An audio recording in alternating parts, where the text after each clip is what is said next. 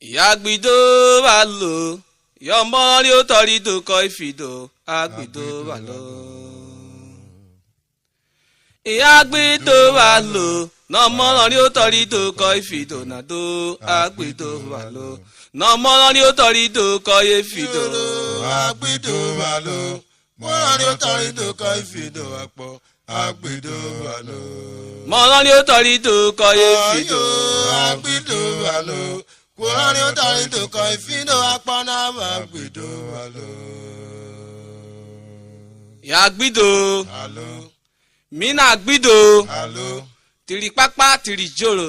ọkọ tí ìbẹ́pẹ̀ kóbo. Eti ọba ọkọ dati bekpe kobo dati vuọ ti nwe gusu anaku nirimi osu e ukoko riro Progressive Union relu evu toro aka evule redia wa of igbinaduwa of Oromia eti ya eba anukoko ribo da we Urhobo borobo yamba o ejime yamba o kokoriroro Kokoriroro wado. ukokoriroro Kokoriroro wado. okiri mi wo nyo daru wa wa Wa woru esi. okiri mi wo nyo daru wa wa Wa woru apa. Uru emuye na wesi banura no barulo yo ferere. okiri mi wo nyo daru wa wa Wa woru esi. okiri mi wo nyo daru wa wa Wa woru apa mena. Uru emuye na wesi banura no barulo yo ferere. ọmọ lóru ẹ tí ó lè fún ra pọ̀ O bakari ufe. olóru ẹ tí ó lè fún ra pọ̀ Ayo bakari ufe. Akari ufe botora po akamuta loju. olóru ẹ tí ó lè fún ra pọ̀ Ayo bakari ufe. olóru ẹ tí ó lè fún ra pọ̀ náà Akari ufe pona. Akari ufe botora po akamuta loju.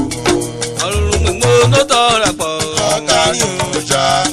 olóru mímú tọ́ ra pọ̀ náà Akari oja. Akari oja botora po akamuta lelayo. olóru mímú ló tọ́ ra pọ̀ náà Akari oja. olóru mímú ló tọ́ ra pọ̀ Akari oja. Akari oja botora po akamuta lelayo. ẹ nana yí mi rò Emi wogogo. Urhobo we nana yé mi mẹ́ yo Emi wogogo. amen ẹ nana yí mi rò ẹ nana mi para rò mẹ́ o.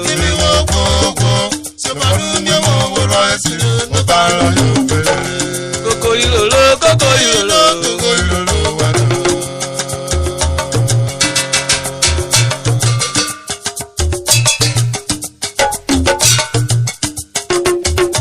Kokoriroro wo boy arwele borobo ya falo.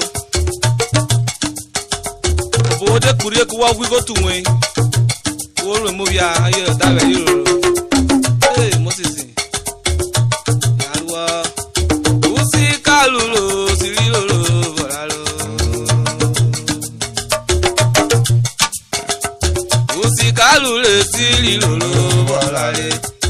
Usi kalulo sirilolo minolale. Usi kalulo sirilolo yo borale. E mori lolo Urhobo we janu e. Ìràwọ̀ ìrọ́kó bá lò Urhobo kú sínú ilé.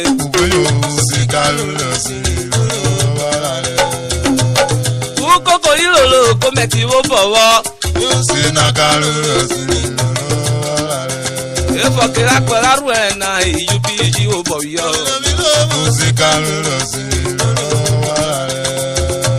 Pẹ̀lú gẹ́lẹ́ ìròlò dé pì pàtí. Wọ́n dá mi kiri ráyọ̀ fò èkì iná kéwà òkè. Wọ́n dá mi náà sàídá bẹ̀rẹ̀ fà égò ìmọ̀ bá yọrí igò rẹ̀ màtọ́dọ̀. Kókó ìròlò àìdé.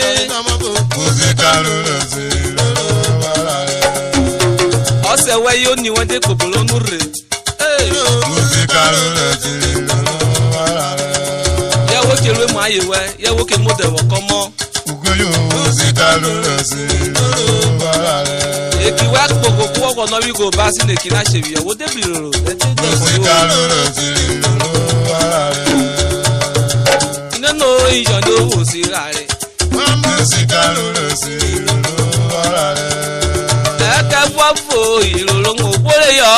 Músíkà lóró sí ìlú ara rẹ̀. ìròrò kedere yòókù ọ̀mí fún ẹ̀rọ tọ̀rọ̀ yín. Músíkà lóró sí ìlú ara rẹ̀.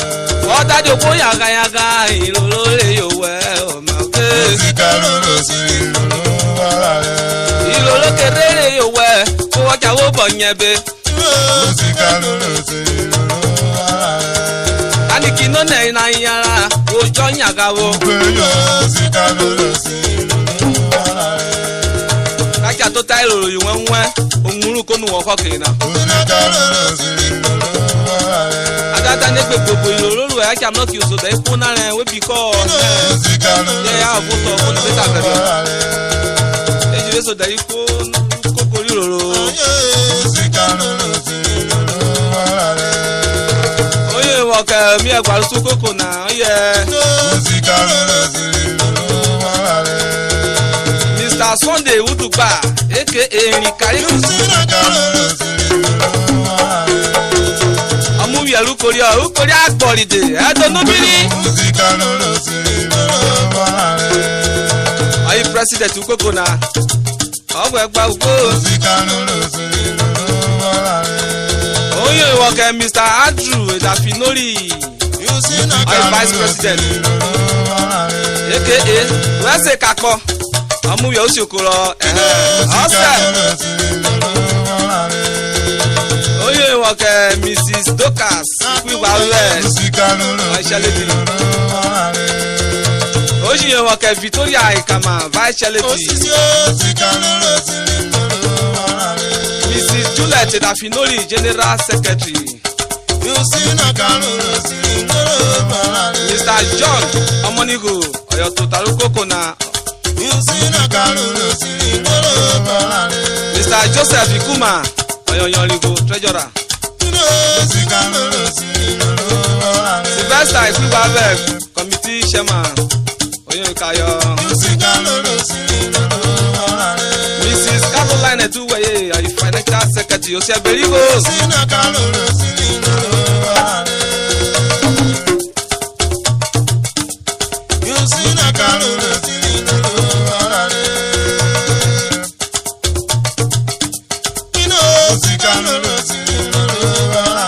Oyi Lores Akpobome Ọ̀yọ́ organizer Eja Bẹ Mosisi Oji Iwoke Mr. Robinson Ejo Bẹ assistant treasurer Oyi Iwoke Mr. Mamobo Akpotu PRO finisher Oji Iwoke Mrs. Victoria Omonigo Ọ̀yọ́nọ́pá Mrs. Joy Ọ̀jẹ̀jẹ̀ Ọ̀yọ́nọ́pá Mr. Emmanuel Umukoro Ọ̀yọ́ Sẹ́lúkòkò na aka gbogbo sàmẹ́wògù anagbópaẹ̀ agbógele pààyàn di obi ọ̀sẹ̀ rẹ̀ ee Moses oye wọ̀kẹ́ Mrs. Alice Udugba Ọ̀yọ́ Onírúkòkò na Mr. James Yaruruma committee secretary oye wọ̀kẹ́ Mr. Moses Eduweye member committee member Mr. Ambrose Ewenede assistant treasurer oye wọ̀kẹ́ Mrs. Endurance Ambrose oye wọ̀kẹ́ Mrs. Elizabeth Adidi member ani mẹ́wàá wá sún nínú mi rí rẹ̀ pọ̀ náà náà.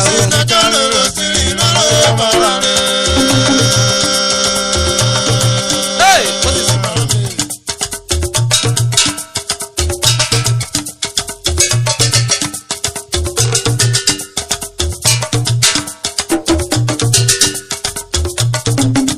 Ìjà bẹ́ẹ̀ àwọn èbúrú rògbò wọ́n fi bọ́ọ̀lù ọjà gbá ìwòwò ṣe.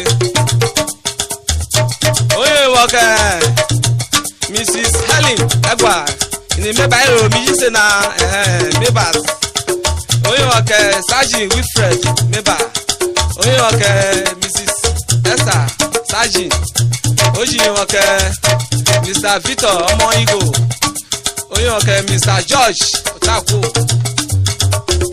Mr James Akpomujere Mrs Ejiro Akomiemie oyin oke Mrs Rebecca Akpogoma Mrs Patience Lost Power oyin oke Mrs Christiana Igolu oyin oke Mr Ese Akiri oyin oke Mrs Caroline Igwale Ewario oyin oke Mr Akomiemie Akpogoma Mrs Esther Sawalu oyin oke Mrs Precious Robinson oyin oke Mrs Patience Nana Mrs S Oyoforie oyin oke Mr Samson Itobore oyin oke Mr Sonny Ugo Mrs Joy Omovo Mrs Roslyn Currency ini me barukoko na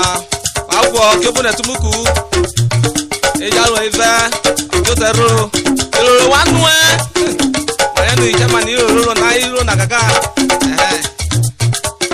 Moses ejalo ife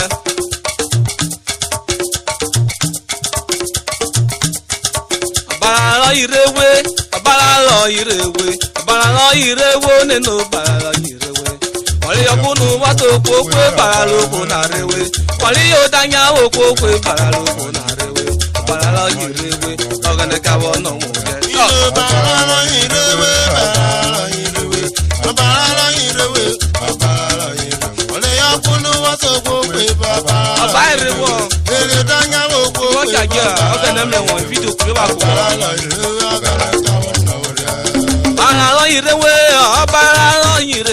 abara irewe nínú baralo irewe wọlé ọkùnrin mọ́ sọ́kòkò baralobo náà rewe wọlé yóò dáyàwó kókó baralobo náà rewe baralo irewe nọ̀gẹ́nẹ́ kí àwọn náà wọlé ẹ̀. baralo irewe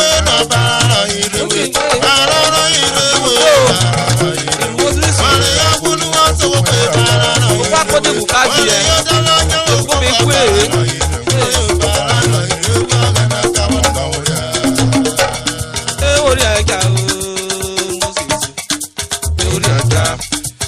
Ogana wo jakawe ori aja ka ogana wo jakawe ori na wo jakawe ori ogana jakawe irolu ebu la konana koyo ogana jawo no ori koyo ogana jawo no ori ati ki koyo wajua ilosu to ye won ara opo la ko di losu mi enwe opo na dewe no koko opu ko lu ko ye won ara ololo na mlenwe oso loblu gbe wora mlenwe o mana mo ko wora mlenwe o wewe ki makale ki mi mo to ka we no wora ri era wolo mi omiri ora lo ni mo to ri ko ano ye ko mi omiri aku igo lo ya nda kwa kewe woje kwari igo ri wo kuma shi bi wele ko yo wo gbono olo na mle nwere o lo bu we mo la o gari kwa fo era eri obo saye eri ogene saye ayin mo teran po oko ma ai da mo popo po ba we godo ai mi jene ko ai me osi ayeti o de ti wo to boro no ko na fish gbegbu one is this man the sigodo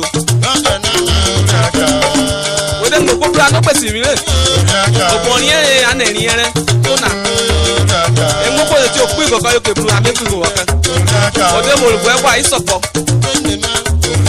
okra bi isopo okra bi e awenwe okra bi aiba ọ̀fọ̀rọ̀ ìbò ọgọ́fẹ́ mẹ́ kó ní mọ̀ ẹ̀kú padà ẹ̀kú màrún ẹ̀gbò náà ọ̀fọ̀rọ̀ ọ̀kánà ẹ̀kú màrún yìí òkú yìí ìpè ẹ̀gẹ̀rẹ̀ nà ọba akẹ́rẹ́ yóò má gèrè ó má gèrè ọba ẹ̀kú màá bà àrókè nà kó nà délé ọ̀nà ikú ẹ̀ nà ikú nà lùkú pé ọ̀kẹ́ nà kẹ́kà káyọ̀ bẹ́ẹ̀ fojú wò bò káyíká ṣe ìfọkọ̀ ẹ̀ nọ́bì yóò kí mi nà yóò kí mi wọ́n pa ìnà mi ọ̀yọ̀ ọ̀bọ̀ ó nùrù nà mẹ́wẹ́rẹ́ wọ ó sọlọ́m tó wà mẹ́wẹ́rẹ́ ìlẹ́jọ́ra ìtọ̀ bọ̀rọ̀ sẹ́ẹ̀bẹ̀ wọ́n yàn ní mọ́nà yẹ kó òbò ebèrè pa ìwọ́n yàn nà mí lánìí ẹ̀ ìdí àdàgbà mọ́mọ́tò ọ̀wérù wẹ́tì láti come and see me in my office ọdẹ tó kúrò táyé kwari ọmọ tẹ̀ náà dá sẹ́ni ṣe ọ̀tá náà ṣí wéde nínú rẹ̀ ọ̀kì ọ̀yàn àwọn míì ìbẹ̀rù wò kókó ṣe ẹ̀wọ̀n wẹ́nẹ̀ you don free you don do am wọ́n mi bẹ̀rù kókó ṣe lẹ́ṣọ̀rà méjì wọ́n ní ẹnu wọ́n lẹ́ṣọ̀rà báyọ̀ bójú wò yẹn wà wọ́n máàkì wá pọ̀ náà tí ọ̀gẹ̀ náà máàkì ọ̀wọ́n bójú wò ó lòlò tara mílẹ̀ wọ́n rẹ̀ o ẹ̀yin lọ rí ní mẹ́rin lórí ẹ̀ka o ó lòlò tara mílẹ̀ wọ́n tani mo wà do ìlú nínú ìnìnú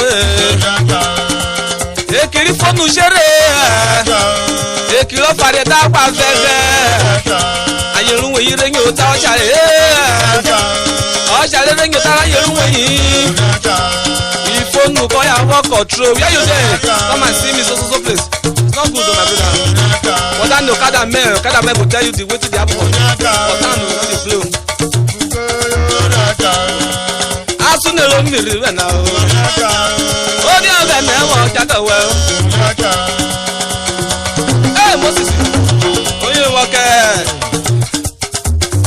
Ọmọ mẹ́, onye nwoke wẹ̀. Ọyẹ, Urhobo, Urhobo, Orisa. Ee, ọyẹ comrade difference, agbẹjule. Ọmọ yẹ ló ga, yọ̀ ga, wọ́n ti dọ́gbọ́n fún sèrè. Yoga, nothing dey happen. Hey, Moses. Yalua. Orisanyo, Orisanyo. Orisanyo neno Orisanyo. Turi kuwe wo paso Orisanyo. Turi kuwe wo kufo Orisanyo. Kwaya Orisanyo. Ewe ya menyo. Orisanyo, Orisanyo.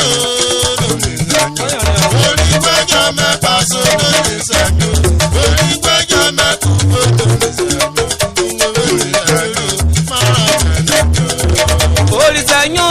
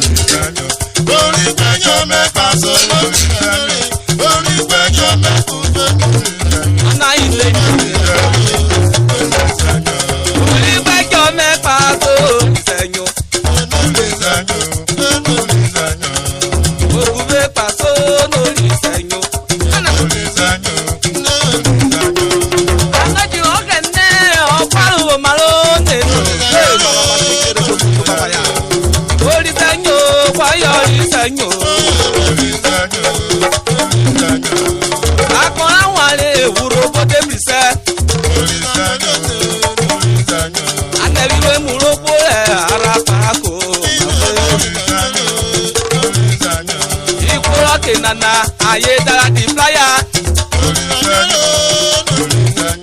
Ẹbí òwe mọ̀ wọ́pọ̀ Urhobo tọ́ ayé gbọ́ ọ̀nà.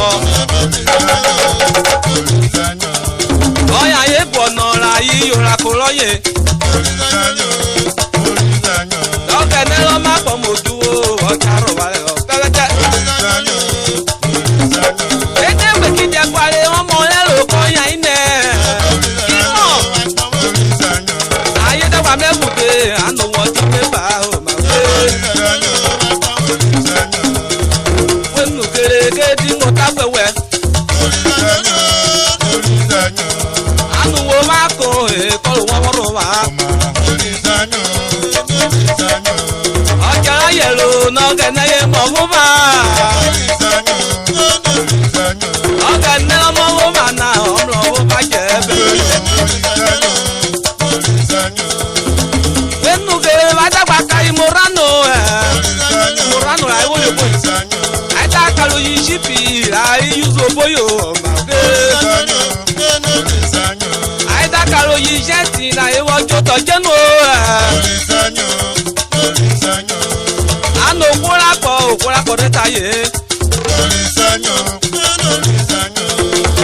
Owó mẹ́ wọn nà ló mú wékene náà. Iṣẹ́ tí wọ́n yé na iṣẹ́ tí nà ló mú wékene náà. Ẹ̀dẹ̀lùbọ̀jọ̀ wẹ̀ wọ́n dá gbọ́dọ̀ àrò àpọ̀. Oko mẹ́mi jí wẹ́rẹ́ o ìgbé rẹ̀ wọ̀ dánù ma.